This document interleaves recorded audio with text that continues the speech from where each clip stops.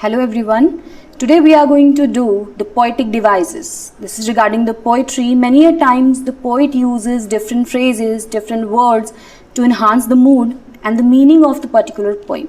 जो पोइट है वो कुछ ऐसे शब्दों का इस्तेमाल करता है या फिर ऐसे फ्रेजेस का इस्तेमाल करता है जिसकी वजह से कुछ पर्टिकुलर लाइंस के ऊपर एम्फेसाइज हो जाता है और हम अच्छे से उसका मीनिंग जो है वो समझ पाते हैं. Now have a look at the poetic devices. The first poetic device is your personification. The moon played hide and seek with the clouds. Justice is blind. अब what we can see in these particular lines, moon है जो उसको hide and seek खेलते हुए दिखा दिया गया है और जस्टिस को ब्लाइंड बता दिया गया है. और ये दोनों चीजें जो हैं both are the human qualities. Moon कभी भी हाइड एंड सीक नहीं खेल सकता है और जस्टिस कभी भी देख नहीं सकता या फिर ब्लाइंड नहीं हो सकता है. So to personify non-living objects or animals and giving them human qualities, that poetic device is called as personification. बहुत सारी poetries में हम लोग देखते हैं. For example, your mirror.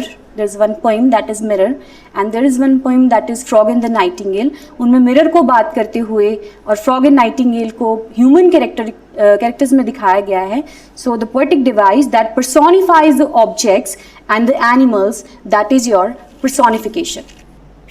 The second poetic device is onomatopoeia. As we can say, buzzing of bees, hissing of snakes, pitter patter of the raindrops. That means कुछ particular sounds ऐसे होते हैं जो animals के sounds को या फिर किसी चीज़ के sounds को represent करते हैं और वही sounds जब किसी poetic line में use किए जाते हैं तो उनको onomatopoeia कहा जाता है. I repeat, the sounds that are representing some specific animals or things, those are called as onomatopoeia. Another device is your hyperbole. Hyperbole means, it simply means to exaggerate the situation. Situation को बहुत बढ़ा चढ़ा कर बताना, जितनी वो नहीं भी हो सकती है उतना बढ़ा चढ़ा कर बताना. I am so hungry, I could eat a horse.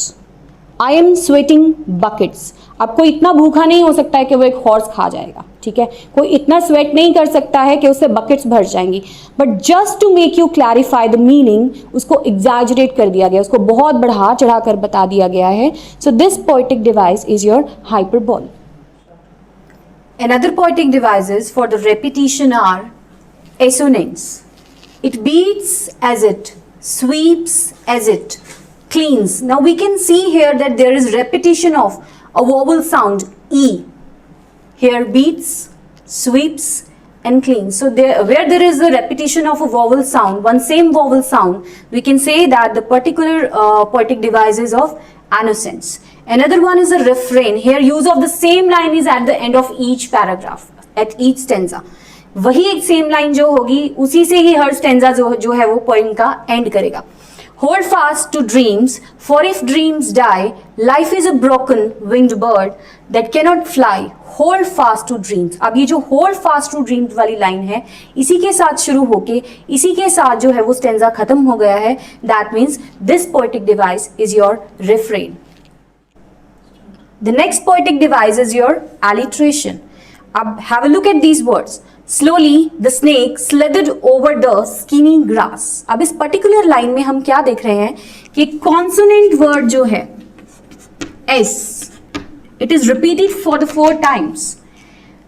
Consonant words are the words other than the vowels, that is A, E, I, O, U. इनके बिना जो भी आपके अल्फाबेट्स होते हैं उनको कॉन्सोनेंट्स कहा जाता है.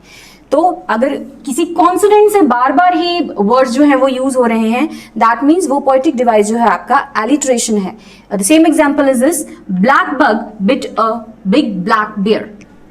Here B is getting repeated again and again, which is again a consonant. So that means this is your alliteration. Now we are going to discuss about the two poetic devices in which there is a comparison of two dissimilar objects. किसी एक object को दूसरे object के साथ compare करके बता दिया जाता है, but there is a little bit difference in both of the devices. The first one is metaphor. She is a nightingale, वह एक नाइटिंगेल है. ही इज अ गॉड, वह गॉड है. अब शी का नाइटिंगेल के साथ कंपैरिजन और ही का गॉड के साथ कंपैरिजन किया गया है, बट विदाउट यूजिंग एज और लाइक. ये एज और लाइक वर्ड्स लगाने के बिना ही जो है वो कंपैरिजन कर दिया गया है. तो that means this poetic device is your metaphor. And in simile simile में क्या होता है कि एज और लाइक लगाकर वो कंपैरिजन किया जाता है. The thing is same, there is a comparison, but it is by using as and like. For example, she is red as rose, she looks like an angel. तो I repeat, in metaphor there is no usage of as or like, but in simile there is usage of as or like. But the common thing between both of them is this, that there is a comparison of two dissimilar things, people, objects or animals. And the next poetic device is rhyme. I watched as the butterfly fluttered up to the sky. Now we can see that both the lines are ending with the words having the same sound. Butterfly in sky, both are having the same sounds. Means the lines that ends with the rhyming words, जैसे butterfly और sky एक ही sound देता है, तो this poetic device is called as your rhyme.